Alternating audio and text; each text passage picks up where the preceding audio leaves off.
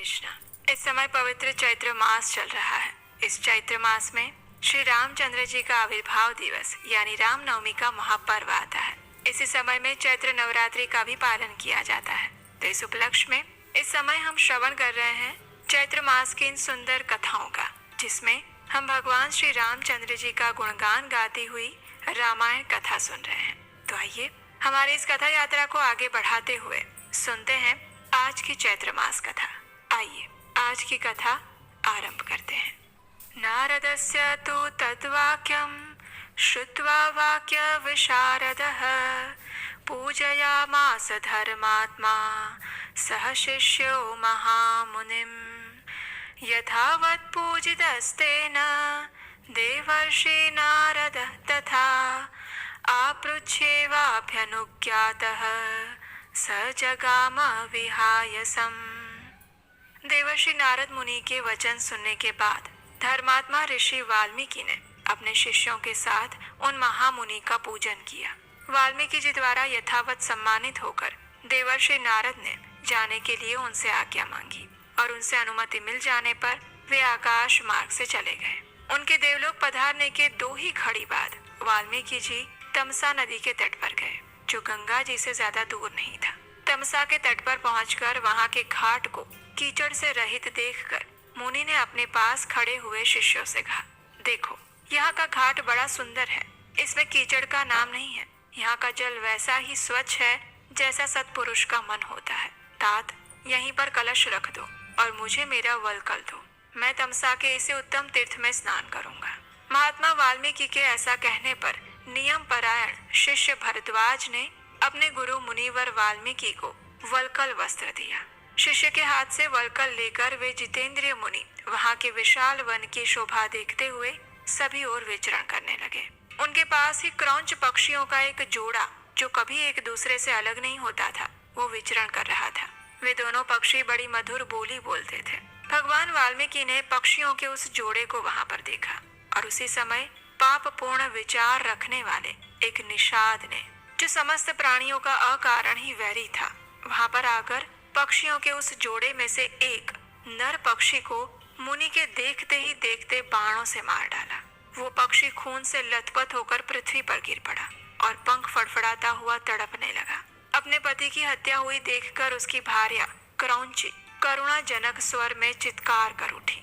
उत्तम पंखों से युक्त वो पक्षी सदैव अपनी भार्या के साथ साथ विचरण करता रहता था। उसके मस्तक का रंग तांबे के समान लाल था और वो काम से मतवाला हो गया था और ऐसे पति से वियुक्त होकर क्रौंची बड़े दुख से रो रही थी। निषाद ने जिसे मार गिराया था, उस नर पक्षी की वो दुर्दशा देखकर उन धर्मात्मा ऋषि को बहुत दया आ गई। स्वभावतः करुणा का अनुभव करने वाले ब्रह्मर्षि ने ये अधर्म हुआ है ऐसा निश्चय करके रोती हुई क्रौंची की ओर देखते हुए निषाद से इस प्रकार कहा, मां निषाद प्रतिष्ठा त्वम अगमः शाश्वती समा यत् क्रौंच मिथुनादेकम अवधि काम मोहितम। अरे ओ निषाद, तुझे नित्य निरंतर कभी भी शांति ना मिले, क्योंकि तूने इस क्रौंच के जोड़े में से एक की, जो काम से मोहित हो रहा था, बिना किसी अपराध के हत्या कर डाली है। ऐसा कहकर जब उन्होंने इस पर विचार किया, तब उनके मन में ये चिंता हुई कि हो इस पक्षी के शोक से पीड़ित होकर मैंने ये क्या कह डाला। ये सोचते हुए महाज्ञानी और परम बुद्धिमान मुनिवर वाल्मीकि एक निश्चय पर पहुंचे और अपने शिष्य से इस प्रकार कहने लगे, हे तात, शोक से पीड़ित हुए मेरे मुख से जो वाक्य निकल पड़ा है वो 4 चरण में आबद्ध है। इसके प्रत्येक चरण में बराबर यानी 8-8 अक्षर है और इसे वीणा के लय पर गाया भी जा सकता है। इसलिए मेरा ये वचन श्लोक स्वरूप होना चाहिए, अर्थात श्लोक नामक छंद में आबद्ध काव्य रूप या यश स्वरूप होना चाहिए, अन्यथा नहीं।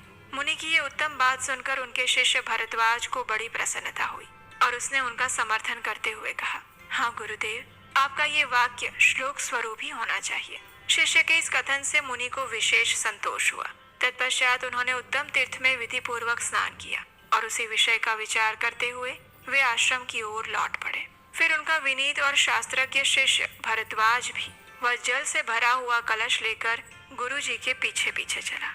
शिष्य के साथ आश्रम में पहुंचकर धर्मज्ञ ऋषि वाल्मीकि जी आसन पर बैठे। और दूसरी दूसरी बातें करने लगे, लेकिन उनका ध्यान उस श्लोक की ओर ही लगा हुआ था। और उतने में ही अखिल विश्व की सृष्टि करने वाले सर्वसमर्थ महातेजस्वी चतुर्मुख ब्रह्मा जी मुनिवर वाल्मीकि से मिलने के लिए स्वयं उनके आश्रम पर आए। उन्हें देखते ही महर्षि वाल्मीकि सहसा उठकर खड़े हो गए। वे मन और इंद्रियों को वश में रखकर अत्यंत विस्मित होकर हाथ जोड़े चुपचाप कुछ काल तक वहीं पर खड़े रहे और कुछ भी नहीं बोल पाए। तत्पश्चात उन्होंने पाद्य अर्घ्य आसन और स्तुति आदि के द्वारा ब्रह्मा जी का पूजन किया और उनके चरणों में विधिवत प्रणाम करके उनसे कुशल समाचार पूछा। ब्रह्मा जी ने एक परम उत्तम आसन पर विराजमान होकर वाल्मीकि मुनि को भी आसन ग्रहण करने की आज्ञा दी। ब्रह्मा जी की आज्ञा पाकर वे भी आसन पर बैठे। उस समय साक्षात लोक पितामह ब्रह्मा सामने बैठे हुए थे और तो भी वाल्मीकि का मन उस क्रौंच पक्षी वाली घटना की ओर लगा रहा। वे उसी के विषय में सोचने लगे। ओह, जिसकी बुद्धि वैर भाव को ग्रहण करने में लगी रहती है, उस पापात्मा व्याध ने बिना किसी अपराध के ही वैसे मनोहर कलरव करने वाले क्रौंच पक्षी के प्राण ले लिए। ऐसा सोचते सोचते उन्होंने क्रौंची के आर्तनाद को सुनकर निषाद को लक्ष्य करके जो श्लोक कहा था, उसी को फिर ब्रह्मा जी के सामने दोहराया। उसे दोहराते ही फिर उनके मन में अपने दिए हुए श्राप के अनौचित्य का ध्यान आया और तब वे शोक और चिंता में डूब गए। ब्रह्मा जी उनकी ऐसी मनस्थिति को समझकर हंसने लगे और मुनिवर वाल्मीकि से इस प्रकार कहे, हे ब्रह्मन, तुम्हारे मुंह से निकला हुआ ये छंदोबद्ध वाक्य श्लोक स्वरूप होगा। इस विषय में तुम्हें कोई अन्यथा विचार नहीं करना चाहिए। मेरे संकल्प और प्रेरणा से ही तुम्हारे मुंह से ऐसी वाणी निकली थी। हे मुनिश्रेष्ठ, तुम श्री राम के संपूर्ण चरित्र का वर्णन करो। परम बुद्धिमान भगवान श्री राम संसार में सबसे बड़े धर्मात्मा और धीर पुरुष हैं। तुमने नारद जी के मुंह से जैसा सुना है, उसी के अनुसार उनके चरित्र का चित्रण करो। बुद्धिमान श्री राम का जो गुप्त या प्रकट वृत्तांत है और लक्ष्मण, सीता और राक्षसों के जो संपूर्ण गुप्त या प्रकट चरित्र हैं, वे सब अज्ञात होने पर भी तुम्हें अपने आप ही ज्ञात हो जाएंगे। इस काव्य में अंकित तुम्हारी कोई भी बात झूठी नहीं होगी। इसलिए तुम श्री रामचंद्र जी की परम पवित्र और मनोरम कथा को श्लोकबद्ध करके लिखो। इस पृथ्वी पर जब तक नदियां और पर्वतों की सत्ता रहेगी, तब तक संसार में रामायण कथा का प्रचार होता रहेगा। जब तक तुम्हारी बनाई हुई श्री राम कथा का लोक में प्रचार होगा, तब तक तुम इच्छा अनुसार ऊपर नीचे और मेरे लोकों में निवास करोगे। ऐसा कहकर भगवान ब्रह्मा जी वहीं से अंतर्ध्यान हो गए। उनके अंतर्ध्यान होने से शिष्यों सहित भगवान वाल्मीकि मुनि को बड़ा विस्मय हुआ।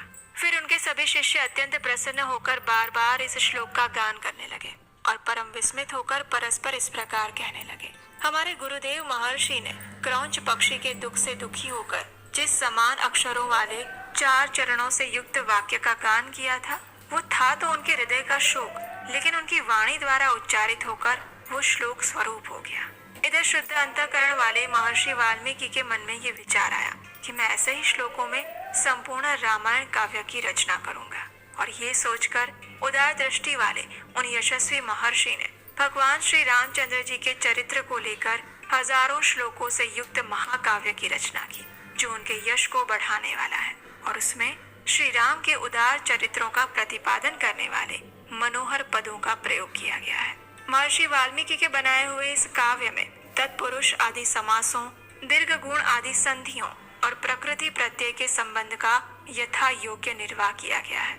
और इसकी इस रचनाओं में समता है, पदों में माधुर्य है और अर्थ में प्रसाद गुण की अधिकता है। हे भावुक जनों, इस प्रकार शास्त्रीय पद्धति के अनुकूल बने हुए इस रघुवर चरित्र और रावण वध के प्रसंग को ध्यान देकर सुनिए। और उसके साथ ही श्री वाल्मीकि द्वारा रचित आश रामायण आदि काव्य के बाल कांड में दूसरा सर्ग समाप्त हुआ। और उसके साथ ही हमारी आज की चैत्र मास कथा को यहीं पर विराम देंगे। अगर आपको ये कथाएं अच्छी लग रही हैं तो लाइक करें, शेयर करें, कमेंट में जय श्री राम जरूर लिखें।